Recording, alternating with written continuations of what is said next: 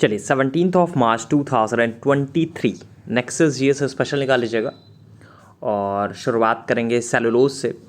तो प्रकृति में सर्वाधिक प्रचुरता में पाया जाने वाला जो कार्बनिक पदार्थ है वो सेलुलोज है और इसका जो शुद्धतम प्राकृतिक रूप है वो कपास होता है। लिखिएगा, प्रकृति में सर्वाधिक प्रचुरता में पाया जाने वाला कार्बनिक पदार्थ सेलुलोज है। इसका शुद्धतम प्राकृतिक रूप कपास है। रेडियो सोडियम के बारे में बात करें तो मनुष्य के शरीर में रक्त प्रवाह की गति के मापन हेतु रेडियो सोडियम का प्रयोग किया जाता है। लिखिएगा, मनुष्य के शरीर में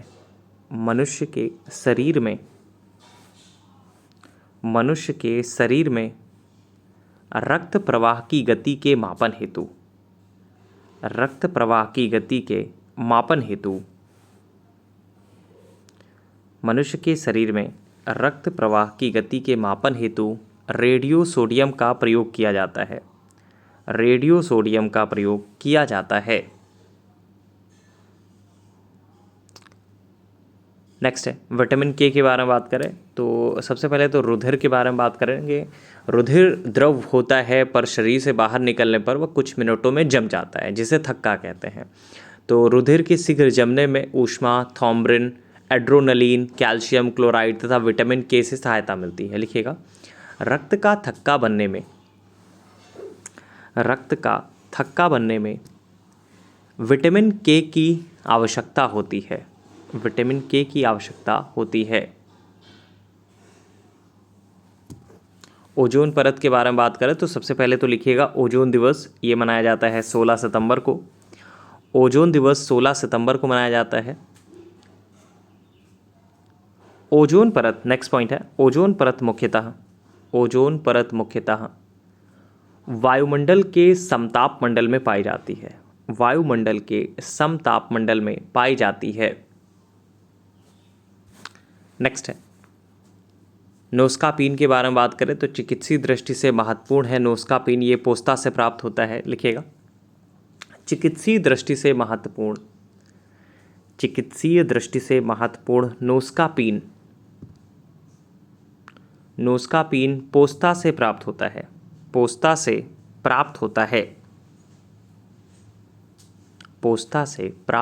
है। गोल्डन राइस के बारे में बात करें तो गोल्डन राइस एक परजीवी या ट्रांसजेनिक पादप है जिसे जेनेटिक इंजीनियरिंग की मदद से तैयार किया गया है। लिखिएगा, गोल्डन राइस एक परजीवी या ट्रांसजेनिक पादप है।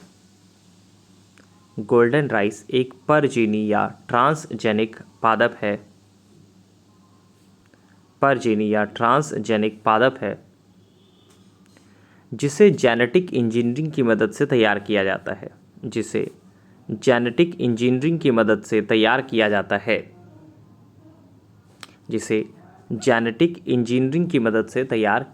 है। लैक्टिक एसिड के बारे में बात करें तो खट्टे दूध के उत्पादों जैसे दही में लैक्टिक अम्ल होता है। लिखिएगा, खट्टे दूध के उत्पादों जैसे दही में लैक्टिक अम्ल होता है। जेम्स वाटसन और फ्रांसिस क्रिक के बारे में बात करें तो जेम्स वाटसन और फ्रांसिस क्रिक नामक दो वैज्ञानिकों ने वर्ष 1953 में डीएनए की संरचना की खोज की थी। लिखिएगा, जेम्स वाटसन और फ्रांसिस क्रिक नामक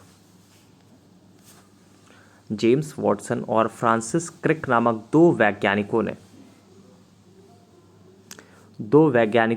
वर्ष 1953 में डीएनए की संरचना की खोज की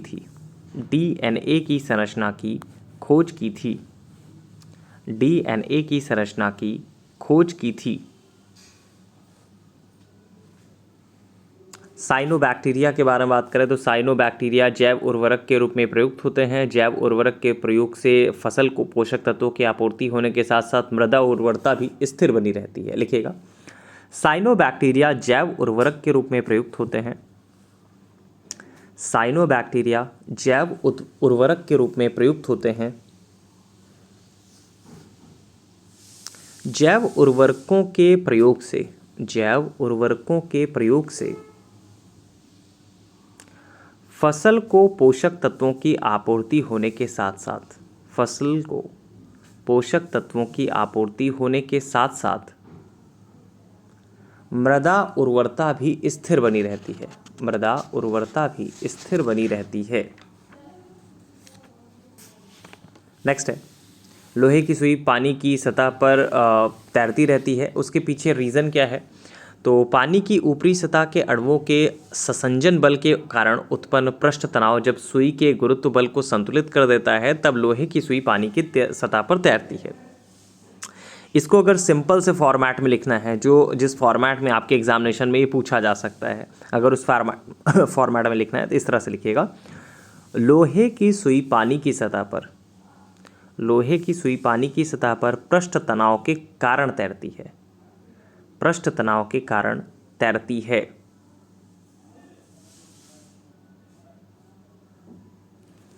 नेक्स्ट है, चंद्रमा पर वायुमंडल नहीं होता, उसके पीछे का रीज़न क्या है? देखिए, चंद्रमा पर वायुमंडल नहीं पाया जाता। वायुमंडल अनेक गैसों का मिश्रण है। चंद्रमा पर पलायन वेग का जो मान है लगभग 2.4 किलोमीटर प्रति सेकंड होता है तथा धरती पर पलायन वेग करीब 11.2 किलोमीटर प्रति सेकंड होता है। चंद्रमा पर पलायन वेग से गैस के अणुओं का वेग ज़्यादा होने के कारण वहाँ से पलायन कर जाते हैं और इसी कारण चंद्रमा पर वायुमंडल संभव नहीं है। तो लिखिएगा, चंद्रमा पर वायुमंडल नहीं होने का कारण, चंद्रमा पर वायुमंडल नहीं होने का कारण इस पर गैस अणुओं का पलायन वेग, इस पर गैस अणुओं का पलायन वेग उनके वर्ग माध्य मूल्य वेग से कम होता है। नेक्स्ट है, डायनेमो के बारे में बात करें तो डायनेमो जो है विद्युत चुम्बकीय प्रेरण द्वारा यांत्रिक ऊर्जा को विद्युत ऊर्जा में परिवर्तित करने वाला उपकरण होता है। लिखिएगा, डायनेमो विद्युत चुम्बकीय प्रेरण द्वारा, डायनेमो विद्युत चुम्बकीय प्रेरण द्वारा यांत्रिक ऊर्जा को वैद्युत ऊर्जा में परिवर्तित करने वाला, यांत्रिक ऊर्जा को वैद्युत ऊर्जा में परिवर्तित करने वाला उपकरण है, परिवर्तित करने वाला उपकरण है।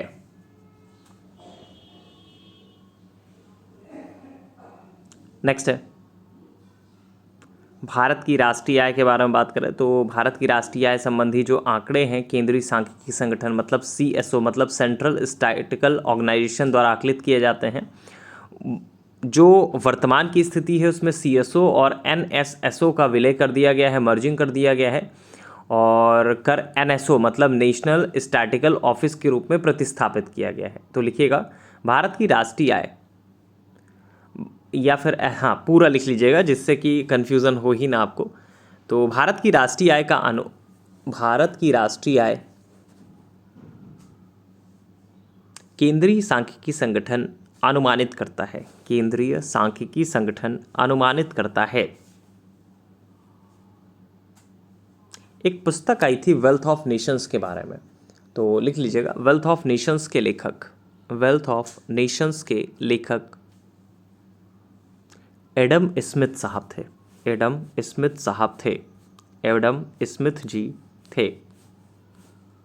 नेक्स्ट पॉइंट है, पोटेशियम साइनाइड या जिंक फॉस्फाइड के बारे में बात करें तो चूहों को मारने के लिए विष के रूप में पोटेशियम साइनाइड या जिंक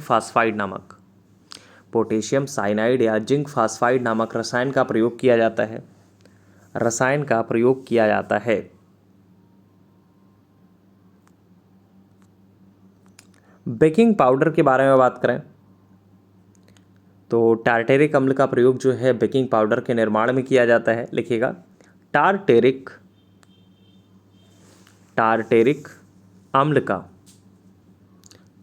अम्ल का प्रयोग बेकिंग पाउडर के निर्माण में किया जाता है। बेकिंग पाउडर के निर्माण में किया जाता है? HDL के बारे में बात करें तो ट्रांस वसा जो है मानव स्वास्थ्य के लिए खतरनाक होती है, क्योंकि ये HDL मतलब हाई डेंसिटी जो बोल सकते हैं लेप्रोटिन का स्तर जो है वो कम करता है। तो मानव स्वास्थ्य के लिए ट्रांस वसा जो सामान्यतः हानिकारक समझा जाता है क्योंकि उसके पीछे जो है यह आपका HDL का स्तर कम करता है। इसी वजह से लिखिएगा, ट्रांस वसा मानव स्वास्थ्य के लिए खतरनाक है। ट्रांस वसा मानव स्वास्थ्य के लिए खतरनाक है क्योंकि यह HDL का स्तर कम करता है, क्योंकि यह HDL का स्तर कम करता है। तो अभी जो आपका बैच चल रहा है UPPCS प्रीलिम्स के लिए, लास्ट 60 डेज के लिए 11 मार्च 2023 से स्टार्ट किया गया है प्रचंड बैच। और अभी भी आपके पास बहुत आराम से समय है कि UPPCS प्रीलिम्स 2023 आप क्रैक कर सकते हैं। इस प्रचंड बैच में आपको क्या क्या मिलने वाला है वो सारी चीज़ों के बारे में हम लोग बात करें तो इस ग्रुप पर इतिहास, भूगोल, अर्थशास्त्र, विज्ञान और राज्य व्यवस्था सारे सब्जेक्ट्स की PDF अपडेट कर दी गई है। और PDF का मतलब ये नहीं हुआ कि इतिहास के आपके 500 पन्ने आपको दे दिए गए। मुझे लगता है मैक्सिमम आपके 40 पेजेस होंगे इतिहास के। उसी तरह से ज्योग्राफी के भी आपका 25 से 30 पन्नों में इसको समाहित किया गया है। इकोनॉमी भी ऑलमोस्ट 20 से 25 पेज की होगी। साइंस भी इसी तरह से, पॉलिटी भी आपका इसी तरह से बहुत सारांश किया गया है, शॉर्ट किया गया है, जिससे लास्ट 60 डेज में आप इसको तैयार कर पाएँ। दूसरी बार आप पिन मैसेज खोलेंगे तो आपको सारे विषय की अलग अलग PDF मिल जाएगी। और इसके बाद आप खोलेंगे पिन मैसेज खोलेंगे। पिन मैसेज यहाँ पे होता है स्टार्टिंग में ही, तो यहाँ पे आपको सारे सब्जेक्ट वाइज ऑडियो क्लासेस मिल जाएंगी। ठीक है, इसके बाद आप पिन मैसेज खोलेंगे तो आपको सारे मंथली करंट ऑडियो मिल जाएंगे जुलाई से लेकर फरवरी तक। और आपको एक और बैच में ऐड किया जाएगा लाइव क्लासेस, जिसमें आपको मिलेंगी थंडरस्टॉर्म PCS 2023 बैच में, 23 बैच में। तो लाइव क्लासेस आपको डेली सुबह 10 बजे मिला करेंगी और उसमें नेक्सस GS स्पेशल होगा, करंट अफेयर्स होगा डेली का डेली, और इसके अलावा सब्जेक्ट की क्लास होगी। ठीक है, तो ऑलमोस्ट 70 मिनट की डेली क्लासेस होती हैं, तो अगर वो आप चाहें तो कर सकते हैं। और अगर आप चाहें तो सिर्फ और सिर्फ PDF के थ्रू आप चीज़ें पढ़ सकते हैं और लाइव क्लासेस अटेंड कर सकते हैं। तो अगर आपके पास टाइम होगा तो आप सारी की सारी ऑडियो क्लासेस पढ़ सकते हैं, उसको 1.5 पे करके आप उसको फॉरवर्ड करके आप पूरा का पूरा सुन सकते हैं। जो चीज़ें आपको नहीं आ रही होंगी वो आप नोट डाउन कर लीजिए, जो चीज़ें आ रही हैं वो आपका रिवीजन हो जाएगा। तो अगले 60 दिन में आपको करना भी यही है कि बहुत ज़्यादा रिकॉल करना है, बहुत ज़्यादा रिवाइज करना है। तो ये प्रचंड बैच आपके लिए बहुत ज़्यादा बेनिफिशियल होने वाला है कि इसमें सिर्फ और सिर्फ वही चीज़ें पढ़ाई जा रही हैं जो एग्जामिनेशन के लिए इम्पॉर्टेंट है। अदरवाइज़ इसमें कुछ भी ऐसी चीज़ें नहीं हैं। अगर आपको बताया जा रहा है कि हिस्ट्री के सिर्फ 40 पेजेस में आपका पूरा का पूरा हिस्ट्री कंप्लीट कर दिया गया है, तो ऑब्वियस सी बात है कि बहुत शॉर्ट किया गया है, बहुत कंसाइज किया गया है और उन पॉइंट्स को फोकस किया गया है जहाँ से क्वेश्चन बनने की संभावना सबसे ज़्यादा प्रबल होती है। ठीक है, तो इसी वजह से प्रचंड बैच आपका स्टार्ट है। आप इस बैच को ज्वाइन कर सकते हैं। हमारा व्हाट्सअप नंबर जो है 7080540001, 6390540001, ये 2 व्हाट्सअप नंबर हैं नेक्सस GS के। और स्टार्टिंग के 100 बच्चों के लिए आपका फ़ीस जो है वो 2000 है, तो उसको इंक्रीज़ कर दिया गया है क्योंकि ऑलमोस्ट अब 100 होने वाले हैं। तो इस वजह से जो बाकी के बच्चे हैं उनके ऊपर इस तरह की स्थिति ना हो कि हमें 2500 पेमेंट करना पड़ रहा है, तो उनको भी अब 2000 रुपये ही पेमेंट करने हैं। तो आप लोग पेमेंट करके इस बैच को ज्वाइन कर सकते हैं और अधिक से अधिक प्रॉफिट ले सकते हैं इस पूरी की पूरी सीरीज़ का। चलिए, फ़िलहाल के लिए इतना ही। Thank you so much.